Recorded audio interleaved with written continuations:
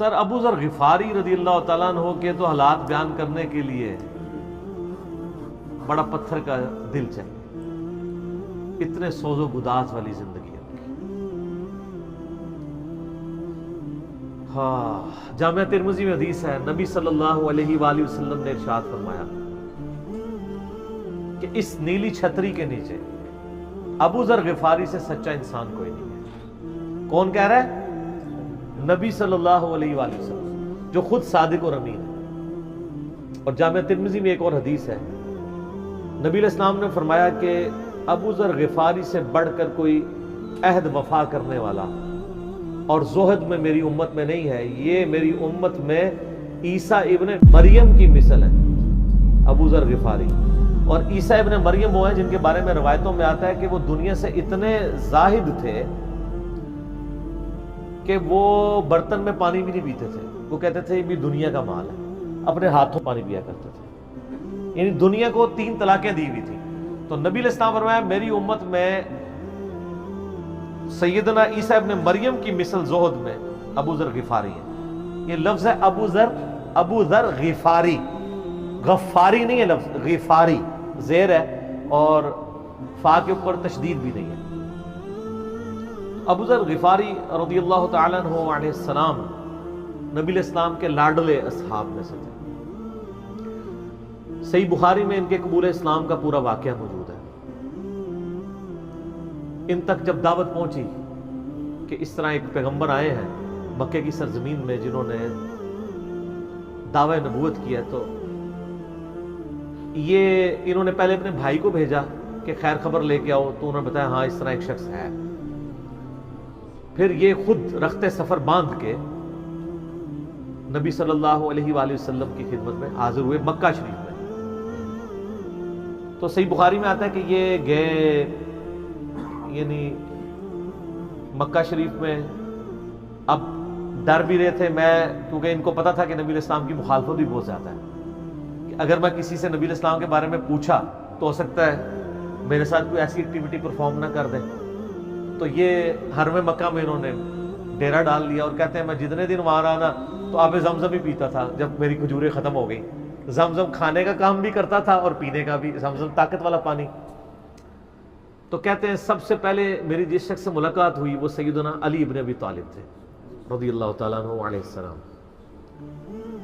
تو کہتے ہیں حضرت علی نے جب مجھے آبزرو کیا نا تو مجھے اپنے ساتھ گھر لے گئے، کہ پردیسی ہے، کھانا شانا کھلایا، رات ٹھہرایا۔ کہتے ہیں نہ انہوں نے مجھ سے پوچھا کہ کس لیے آئے ہو، نہ میں نے ان کو بتایا۔ یہ میں آپ کو اخلاقیات بتا رہا ہوں کہ دعوت کا کام کتنا ٹھنڈے کر کے کرنا پڑتا ہے۔ آپ تو کہتے ہیں پہلے دن ہی کسی کو رفع الیدین شروع کرواتے ہیں، اتنا آسان نہیں ہوتا یہ۔ تو دوسرا دن بھی اسی طرح گزرا، تیسرا دن بھی۔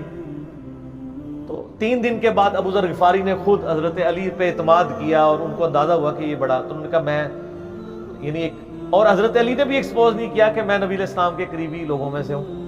تو ان کا کہ مجھے تم ایک اچھے انسان لگے ہو تو میں اس کام کے لیے آیا ہوں، تو تم مجھے گائیڈ کرو محمد ابن عبداللہ کے بارے میں ان سے ملنا چاہتا ہوں صلی اللہ علیہ وسلم۔ تو سیدنا علی نے کہا کہ واقعی وہ تو اللہ کے پیغمبر ہیں اور اس طرح۔ تو پھر وہ حضرت ابو ذر غفاری کو نبی علیہ السلام کے پاس لے گئے، نبی علیہ السلام کے پاس تھوڑی دیر بیٹھے، انہوں نے اسلام قبول کر لیا۔ اور سر اسلام کیا قبول کیا، اتنا اعلیٰ درجے کا ایمان۔ نبی علیہ السلام نے فرمایا تم اپنے قبیلے میں واپس چلے جاؤ، جب مکے میں ہمارا غلبہ ہوگا یا کوئی اللہ تعالیٰ راہ نکالے گا، ابھی تو جو بھی اسلام قبول کرتا ہے اس کی پھینٹی لگتی ہے، تو میں کوئی نہ کوئی تمہیں مطلب بتا دوں گا، ابھی تم اپنا ایمان پوشیدہ رکھو، اپنے علاقے میں چلے جاؤ۔ ان کا یا رسول اللہ ایسے نہیں ہو سکتا۔ وہ جناب آگے مکے خانہ کعبے کے اندر آ کے انہوں نے کہا میں گواہی دیتا ہوں کہ اللہ ایک ہے اور محمد صلی اللہ علیہ وسلم اس کے رسول ہے۔ تو مشرکین عرب ان پہ ٹوٹ پڑے، خوب مارا، حتیٰ کہ عباس بن عبد المطلب جو اس وقت تک مسلمان نہیں ہوئے تھے، نبی علیہ السلام کے چچا تھے، لیکن چونکہ بنو ہاشم سے تھے اور بنو ہاشم آپ کو پتہ ہے متولی تھے کعبہ شریف کے، انہوں نے اپنے آپ کو ابو ذر غفاری کے اوپر گرا لیا کہ تاکہ ان کو کوئی مارے نہ۔ انہوں نے کہا تمہیں پتہ نہیں ہے قبیلہ یعنی غفاری قبیلے سے تعلق رکھتا ہے تو اس کے قبیلے کے لوگ آ کے یہاں پہ لڑائی کریں گے ہم سے، کیونکہ قبائلی سسٹم تھا نا، اس میں یہ نہیں دیکھا جاتا تھا کہ اس کا مذہب کیا ہے، پہلے نمبر پہ دیکھا جاتا ہے یہ ہمارے قبیلے کا ہے، تم نے ہمارے قبیلے کے بندے کو مارا تمہیں نہیں چھوڑیں گے۔ اسی وجہ سے آپ دیکھیں نا، بنو ہاشم اسلام قبول نہ کرنے کے باوجود نبی علیہ السلام کی پشت پہ تو کھڑے رہے نا، اور یہ پہلے بھی ہوتا رہا۔ قرآن حکیم میں آتا ہے نا کہ شعیب علیہ السلام کی قوم کیا کہتی ہے کہ اے شعیب اگر تیرا قبیلہ تیرے ساتھ نہ ہوتا کب سے تیرا کام کر چکے ہوتے۔ اس لیے انبیاء ڈومیننٹ قبائل میں آتے ہیں، جو شریف و نفسی والے ہوتے ہیں، جن میں ایک سسٹم ہوتا ہے پورا۔ تو اور پھر جو ہے نا وہ اگلے دن پھر ابو ذر غفاری نے اس طرح کلمہ پڑھا، پھر ان کی پٹائی ہوئی، پھر حضرت عباس نے ان کو بچایا اور پھر وہاں سے یعنی وہ چلے گئے۔ یہ پوری حدیث صحیح بخاری میں ہے، اور بلکہ بخاری میں پورا ایک چیپٹر ہے ابو ذر غفاری کے اسلام لانے کا واقعہ۔ امام بخاری نے ابو ذر غفاری کا پروٹوکول یہ رکھا ہے کہ اسلام کا پورا چیپٹر بنایا ہے ابو ذر غفاری کے اسلام لانے کا واقعہ۔ باقی یہ درویش صفت آدمی تھے اور دنیا کو 3 طلاقیں دی ہوئی، اور وہ اس لیے کہ انہوں نے نبی علیہ السلام کو بڑا کلوزلی آبزرو کیا تھا۔ نبی علیہ السلام کی جتنی احادیث دنیا سے زہد اور دنیا پرستی کی مذمت پہ ہے نا، اکثر احادیث کے راوی ابو ذر غفاری ہیں۔ چونکہ انہوں نے نبی علیہ السلام کو بڑا کلوزلی آبزرو کیا تھا، تو اس لیے وہ صحابہ کرام پہ جب دنیا کے خزانے کھول دیے گئے، اور بعض اصحاب اور بعض تابعین میں انہوں نے جب دنیا کی محبت میں غلبہ اور عیاشی کا لیول دیکھا تو ان سے برداشت نہیں ہوتا تھا۔ انہوں تو نبی علیہ السلام کی صحبت کی ہوئی تھی، وہ کہتے تھے یہ دیکھو یار، ہم لوگ تو فاقے کرتے تھے اور ہمارا پیغمبر ہمیں یہاں تک تعلیمات دیتا تھا کہ اے اللہ محمد اور آل محمد کو بس اتنا ہی رزق دینا کہ روح اور جسم کا رشتہ برقرار رہے۔ یہ حدیث بخاری و مسلم میں ہے، اور بخاری و مسلم میں حدیث ہے حضرت عمر کو نبی علیہ السلام نے ڈانٹتے ہوئے کہا، جب وہ چٹائی کے نشان دیکھے ان کا یا رسول اللہ رو پڑے کہ کیسر و کسرا تو دنیا کے مزے لوٹ رہے ہیں اور آپ اللہ کے نبی ہیں، تو آپ فرمایا کہ تم اس پہ خوش نہیں کہ وہ دنیا کے مزے لوٹیں اور تم آخرت کی سعادت لوٹو؟ اور لگتا ہے عمر تم پہ دنیا کی حقیقت آج بھی نہیں کھلی۔ جن لوگوں کے سامنے یہ ساری چیزیں تھیں، جن لوگوں نے نبی علیہ السلام کا وہ پیریڈ دیکھا تھا، پھر ان کو یہ بھی پتا تھا کہ بخاری و مسلم میں نبی علیہ السلام کے جو آخری خطبات میں سے شہدائے احد کے اوپر جو نماز جنازہ آپ نے 8 سال بعد پڑھی، اور وہاں پہ آپ نے جنازے یعنی ادھر قبرستان میں خطبہ دیا عبرت کے لیے، اور اس میں کئی چیزیں تھیں۔ ایک تو یہ تھی کہ یہ یہاں پہ وہ لوگ دفن ہیں جنہوں نے اسلام کے لیے قربانی دی ہے، اور ان کا پھل تم نے کھانا ہے، وہ دنیا سے اسی طریقے سے گئے ہیں، کفن میں نہیں دیا گیا کئی لوگوں کو۔ نمبر 2، اسی میدان میں مال غنیمت سمیٹنے کی وجہ سے ایک فتح شکست میں بدل گئی تھی، جبکہ اللہ کے نبی بھی موجود تھے، اللہ نے اس کا بھی لحاظ نہیں کیا، اور وہ فتح شکست میں بدل گئی کہ انہوں نے مال غنیمت لپیٹنے میں نبی علیہ السلام کی حکم عدولی کر دی، تو تاکہ بعد میں یہ معاملہ نہ ہو۔ تو وہاں کا خطبہ بخاری مسلم دونوں میں ہے۔ آپ نے فرمایا کہ، اور حضرت عقبہ ابن عامر کہتے ہیں میں نے آخری دفعہ نبی علیہ السلام کو ممبر پہ اسی دن دیکھا تھا۔ آپ نے فرمایا کہ میں اللہ کی قسم اپنے حوض کوثر کو اس وقت دیکھ رہا ہوں، اللہ نے دکھا دیا، اور آپ نے فرمایا کہ مجھے یہ خطرہ نہیں ہے کہ تم میرے بعد شرک کرنے لگو، لیکن مجھے ڈر ہے کہ تم دنیا کے مال میں پھنس جاؤ گے اور پھر تم ایک دوسرے کو قتل کرو گے جس طرح اگلی قوموں نے کیا، اور تم بھی تباہ و برباد کر دیے جاؤ گے جس طرح اگلے۔ اس سے زیادہ کیسے آپ ڈر سناتے؟ اب یہ ساری چیزیں موجود تھیں۔ آپ فرمایا مجھے خطرہ یہ ہے کہ دنیا کا مال تم پہ کھول دیا جائے گا، ان قریب کیسر و کسرا کے خزانے تمہارے پاس آ جائیں گے، جو بخاری مسلم میں آتا ہے نا کہ نبی علیہ السلام نے کہا کہ مجھے اللہ نے 2 خزانے عطا کر دیے، ٹھیک ہے، زمین کی خزانوں کی چابیاں، اور جس سے وہ بریلویوں نے کچھ اور ہی قیدا بنا لیا، اس میں موجود ہے کہ کیسر و کسرا کے خزانے، یعنی آپ کو بتایا گیا کہ رومن اور پرشین امپائر جو ہے مسلمان فتح کر لیں گے یرموک اور قادسیہ کے اندر، اور مسلمانوں کے پاس وہ دولتیں آ جائیں گی، پھر آہستہ آہستہ وہ بھی اسی دنیا کی محبت کا شکار ہو جائیں گے۔ اب یہ ساری باتیں حضرت ابو ذر غفاری کے سامنے تھیں، حتیٰ کہ صحیح بخاری میں آتا ہے کہ ابو ذر غفاری کہتے ہیں مجھے دن یاد ہے کہ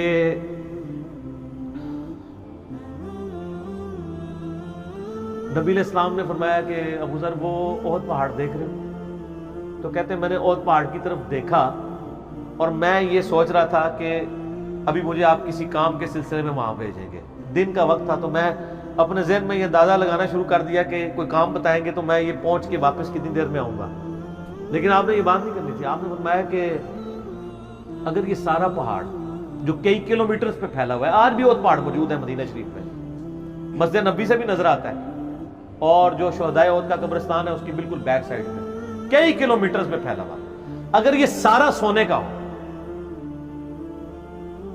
تو آپ علیہ السلام فرمایا کہ میں سب کا سب اللہ کی راہ میں فوراً شام سے پہلے خیرات کر دوں، اپنے پاس میں 2 یا 3 دینار ہی رکھوں صرف، یعنی جو ٹوٹل زندگی گزارنے کے لیے سب خراب کر۔ اب مجھے بتائیں جن لوگوں نے، یہ ابو ذر غفاری راوی، جن لوگوں نے یہ حدیثیں حضور سے سنی ہوئی تھی، جب وہ یہ دیکھتے تھے کہ رومن اور پرشین امپائر کے گرنے کے بعد جب مسلمانوں کے پاس خزانے آئے ہیں اور حضرت عثمان کے دور میں لوگوں کے لاکھوں روپے آج کے وظیفے لگ گئے ہیں گھر بیٹھے، وہ بھی انہی عیاشیوں میں پڑ گئے، تو ان کو یہ چیزیں ہضم نہیں ہوتی تھی۔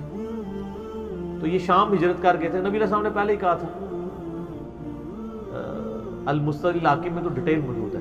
یہاں پہ میں آپ کو ضمن بتا دوں، اکثر لوگ صحابہ کرام کے حالات و واقعات کے بارے میں پوچھتے ہیں، مطلب پوری زندگیاں لگ جائیں تو وہ واقعات بیان کرتا رہے انسان، ختم نہیں ہوتے۔ اس میں 3 بڑی کتابیں ہیں جو یعنی اہل سنت کے ائمہ نے لکھی ہیں۔ اس میں جو ٹاپ آف دا لسٹ کتاب ہے وہ ہے اسد الغابہ، امام ابن اثیر المتوفی 630 ہجری نے 8000 صحابہ کے حالات و واقعات جمع کیے ہیں اس کے اندر۔ یہ اردو میں ترجمہ ہو چکا ہے شرح کے ساتھ۔ اس کی شرح لکھی ہے الاصابہ، امام ابن حجر اسقلانی نے، المتوفی 852 ہجری۔ 8000 صحابہ کے حالات و واقعات، یہ سب سے بڑا ذخیرہ ہے ہمارے پاس۔ اسد الغابہ کی شرح الاصابہ، اور ایک اور کتاب ہے امام ابن عبد البر المتوفی 463 ہجری، الاستیاب ان کی کتاب ہے۔ اب وہ ابھی اردو میں ٹرانسلیٹ نہیں ہوئی ہے۔ اور اس کے علاوہ فضائل صحابہ جو چیپٹر ہیں بخاری میں، مسلم میں، وہ آپ کو چند ایک واقعات ملیں گے ڈیٹیلڈ۔ آپ کو المستدرک للحاکم میں جو 4تھی اور 5ویں جلد ہے نا، جو اردو ترجمے والی بریلویوں نے چھاپی ہے، وہ تو ساری ہے ہی صحابہ کرام کے بارے میں، اور ڈیٹیلڈ حالات ہیں۔ ابو ذر غفاری کے بارے میں بھی آپ کو آلموسٹ جتنی میں حدیثیں بیان کر رہا ہوں آپ کو مل جائیں گی۔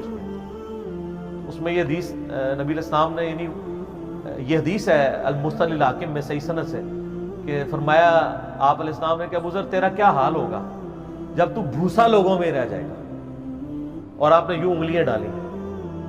اور ابو ذر غفاری کا انتقال 32 ہجری میں ہوا ہے حضرت عثمان کے دور میں۔ یہ بات عبداللہ بن عمر بن عاص کے بارے میں نہیں کہی تھی؟ وہ بھی ہے، وہ تو صحیح بخاری میں ہے۔ عبداللہ بن عمر بن عاص کو نبی علیہ السلام نے فرمایا تھا کہ تو بھوسا لوگوں میں رہ جائے گا۔ سیم الفاظ حضرت ابو ذر غفاری کے بارے میں حاکم میں ہے۔ آپ مستدرک الحاکم کا چیپٹر کھول لیں، وہ تو یزید کے دور تک گئے تھے نا، یہ حضرت عثمان غنی کے دور میں بہت ہوئے۔ یعنی حضرت عثمان غنی برے نہیں تھے نعوذ باللہ، یعنی ان کے دور میں عیاشی کا لیول لوگوں کا یہ ہو گیا تھا۔ تو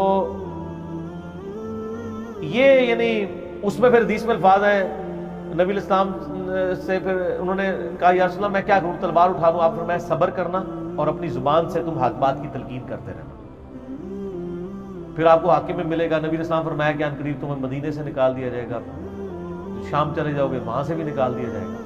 اور سر ایک بڑی دردناک حدیث ابو ذر غفاری کے بارے میں، وہ حاکم میں ہی ہے، المستدرک الحاکم میں۔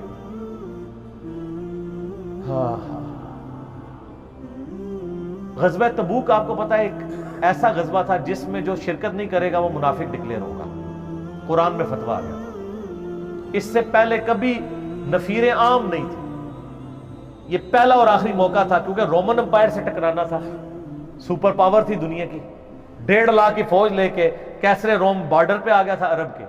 تو نبی علیہ السلام نے اناؤنسمنٹ کی کہ بھئی اب سب نے جانا ہے، جو نہیں جائے گا منافق شمار ہوگا، الا یہ کہ کسی کے پاس ریسورسز نہ ہو، یا کوئی مریض ہو، یا کوئی عورت ہو، یا کوئی معذور ہو۔ منافقین آگے بہانے کر رہے تھے، کچھ سادہ لوگ مسلمان بھی اس کا حصہ بن گئے۔ بخاری مسلم میں 3 اصحاب کی توبہ کا واقعہ بھی موجود ہے، وہ بھی میری ویڈیو ریکارڈڈ ہے۔ تو کعب بن مالک رضی اللہ تعالیٰ عنہ علیہ السلام، کچھ لوگ جو ہے وہ یعنی اپنے ان معاملات کی وجہ سے کچھ پیچھے بھی رہ گئے۔ تو المستدرک الحاکم میں آتا ہے کہ صحابہ کرام کہتے ہیں کہ ہم نبی علیہ السلام کے ساتھ سفر پہ نکلے نا جب، تو نبی علیہ السلام کو آگے کوئی بتاتا تھا، کہتا تھا یا رسول اللہ وہ جو فلاں بندہ تھا نا وہ بھی کوئی نہیں آیا، پیچھے رہ گئے۔ تو آپ علیہ السلام پرواہ نہیں کرتے تھے۔ پھر بتایا گیا یا رسول اللہ وہ بھی کوئی نہیں، یعنی جڑے نعرے مارتے سن اچے اچے، جدوں ایتھے کسی کو دسایا جائے گا سر وہ تہاڈا پکا جڑا یار ہے بیلی وہ بھی کوئی نہیں جے، تو حضور علیہ السلام کو لوگ نا فیڈ بیک دیتے یا رسول اللہ وہ بھی غائب ہے، وہ بھی نہیں آیا۔ اب 30,000 کے لشکر میں آپ نے کوئی ریکارڈ تو نہیں رکھا تھا، رجسٹر تھا، لیکن کدھر 30,000 بندوں میں کدھر کوئی رکھ سکتا ہے صاحب اس طرح؟ یا رسول اللہ وہ بھی رہ گیا، وہ بھی۔ تو حضور علیہ السلام کہتے ہیں ٹھیک آپ فرماتے تھے اللہ چاہے گا تو آ جائے گا، نہیں آئے گا تو نہیں آئے گا۔ تو کسی نے کہا کہ وہ ابو ذر غفاری بھی پیچھے رہ گئے،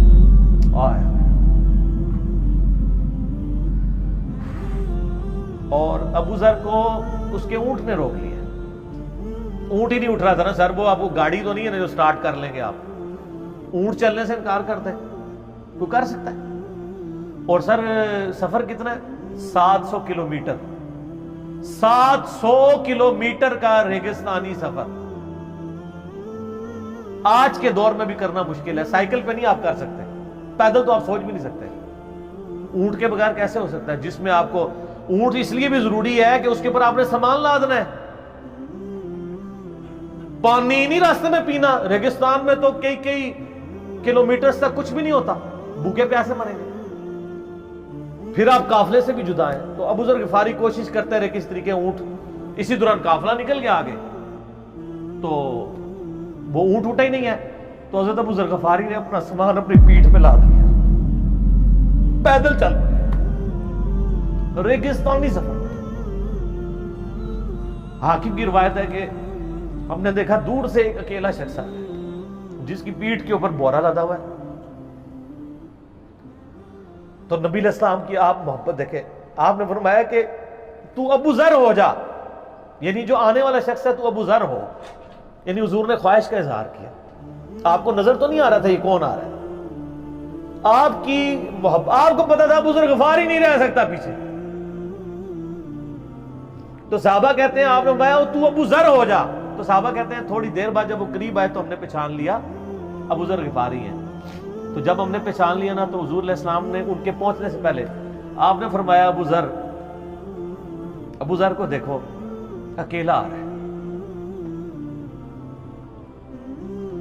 اکیلے ہی دنیا سے جائے گا اور قیامت دن بھی اکیلا اٹھایا جائے گا۔ دنیا سے کیا کہہ رہے گے؟ صحیح بخاری میں آتا ہے کہ حضرت عثمان غنی رضی اللہ عنہ کے دور میں چکے، یہ اس حدیث کا بھی کچھ حصہ باقی ہے، میں بعد میں بیان کروں گا، پہلے میں اس کو کنکلوڈ کر لوں کہ صحیح بخاری میں آتا ہے کہ حضرت ابو ذر غفاری شام چلے گئے تھے، وہاں پہ چونکہ گورنر تھے حضرت معاویہ رضی اللہ تعالیٰ عنہ،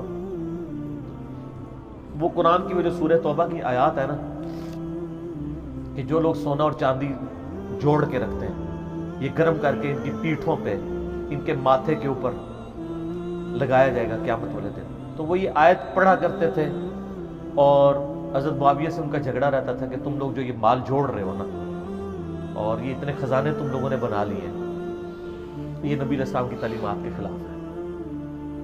تو حضرت معاویہ کہتے تھے یہ تو اہل کتاب کے بارے میں آیات نازل ہوئی ہیں، تو وہ کہتے تھے نہیں یہ سب کے بارے میں ہے۔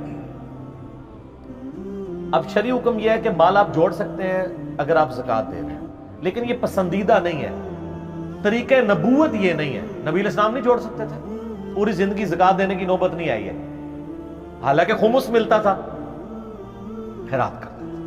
ابو ذر غفاری کا جھگڑا یہ تھا کہ تم تو نبی کے اصحاب ہو، تم لوگوں کو یہ زیب ہی نہیں دیتا کہ تم لوگ اس طرح کے محلات میں رہو اور اس طرح مال جوڑو۔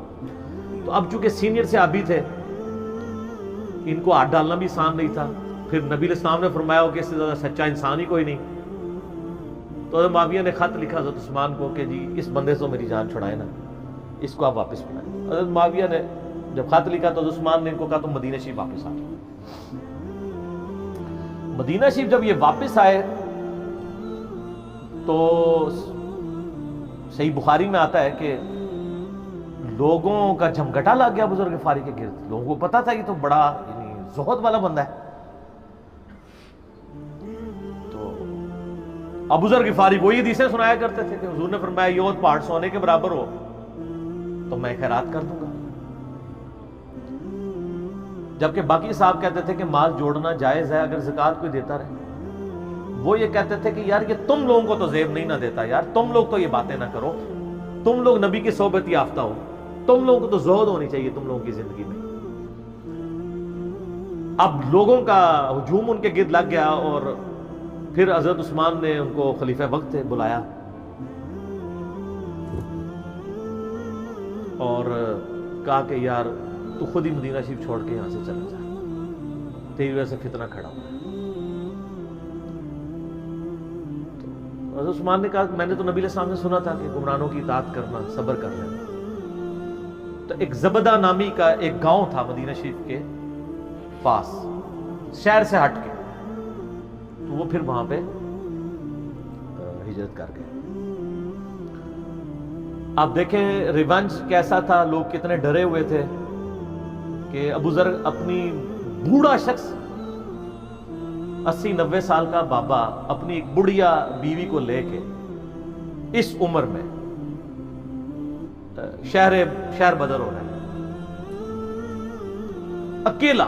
آج نہیں آپ سوچ سکتے کسی جگہ آپ اکیلے جا کے پڑاؤ کریں، کسی بیابان کے اندر، ریگستان کے اندر. اس زمانے میں آپ سوچ رہے، آج کل بھی آپ مدینہ شریف کے گر چلے جائیں تو آپ آنی ایک رات نہیں گزار سکتے. تو کوئی شخص حضرت ابو ذر غفاری کو سی آف کرنا نہیں ہے سوائے حضرت علی کے، اور وہ بھی مدینے کی باؤنڈری تک آئے. ان کو پتا تھا ان کے سٹانس کے بارے میں، اور حضرت علی نے ان کو جب سی آف کیا تو کہا کہ میں چونکہ حکمران وقت کی اطاعت کا پابند ہوں، میں مدینے کی باؤنڈری سے باہر نہیں جاؤں گا. اگر مجھے کوئی اس طرح کا یعنی حکم اجازت مل جاتی تو میں تیرے ساتھ جاتا. ایران والوں نے حضرت علی علیہ السلام کے زندگی کے آخری 10 سال کے اوپر ایک فلم بنائی ہے، امام علی علیہ السلام. اس میں ابو ذر غفاری کے سارے واقعات ہم نے فلمائے ہیں. دیکھنے والے جب مولا علی چھوڑنے آتے ہیں، پھر جو ان کی ڈیبیٹس ہوتی ہیں مدینہ شریف میں لوگوں کے ساتھ، وہ ساری انہوں نے ویڈیو میں فلما دی. پھر یہ چلے گئے وہاں پہ رہنے شروع ہو گئے. اب اس حدیث کی طرف واپس آ جائیں جو فرمایا آپ علیہ السلام نے اکیلے ہی مرے گا. تو ابو ذر غفاری، اس حاکم کی روایت میں آتا ہے ابو ذر غفاری کی موت کا وقت قریب آ گیا، صرف بیوی ہے پاس. بیوی نے رونا شروع کر دیا کہ حضرت آپ فوت ہو گئے، آپ کو کفن کون دے گا، آپ کو غسل کون دے گا، آپ کو دفنائے گا کون، میں عورت ذات کیا کر سکتی ہوں. حضرت ابو ذر نے کہا کہ نبی علیہ السلام سے میں نے سنا تھا کہ تو اکیلا مرے گا، پھر مسلمانوں کا ایک قافلہ وہاں سے گزرے گا جو تجھے کفن دے کے دفنائے گا اور جنازہ بھی پڑھے گا. تو نے فکر نہیں کرنی، جب میں مر جاؤں تو میری لاش کو چوراہے پہ رکھ دینا، گزرگاہ پہ، جو یعنی مدینہ کی طرف راستہ آتا تھا گاؤں ایریا سے گزر کے. اللہ میرا بندوبست کر دے گا. وہی ہوا کہ ان کے مرنے کے بعد مسلمانوں کا ایک قافلہ دور سے آ رہا تھا. تو اسی مستقل حاکم کی حدیث میں آتا ہے کہ سر قافلہ بھی سنے پھر کون ہے، عبداللہ ابن مسعود. ابو ذر غفاری بھی زہد کے امام، ابن مسعود بھی زہد کے امام، ابو درداء بھی زہد کے امام.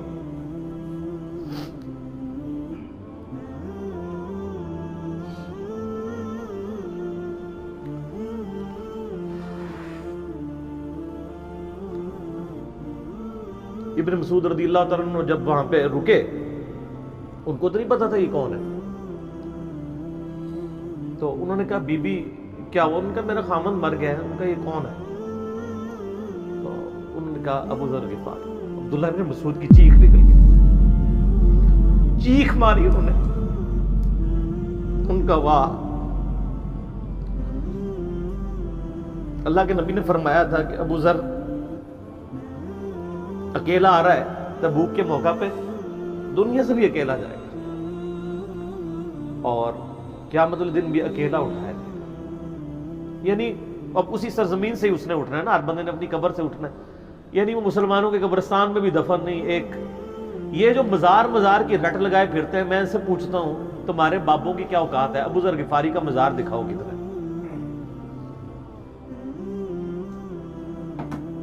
جو اس روئے ارض پہ نیلی چھتری کے نیچے سچا ترین انسان جس کو اللہ کے نبی کہتے ہیں، اس کا کوئی مزار نہیں ہے.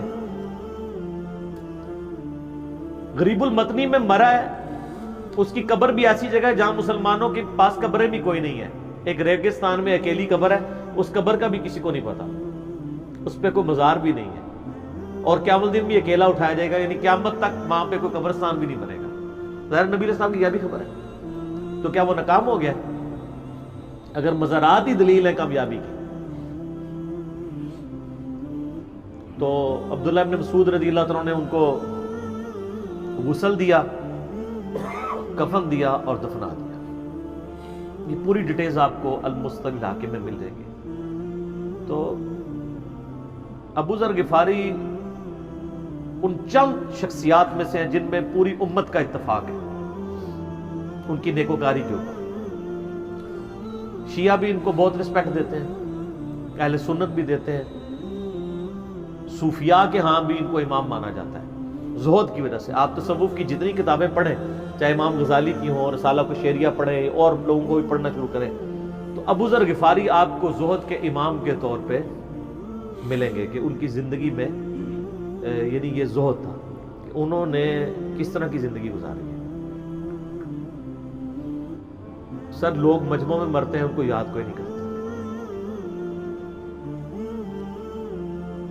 اور ابو ذر غفاری کو آج بھی دنیا یاد کر رہی ہے، ہم بھی یاد کر رہے ہیں رضی اللہ تعالیٰ علیہ السلام۔ اللہ تعالیٰ قیامت والے دن ہمیں ایسے نیکوکار لوگوں کا ساتھ نصیب فرمائے، آمین ثم آمین۔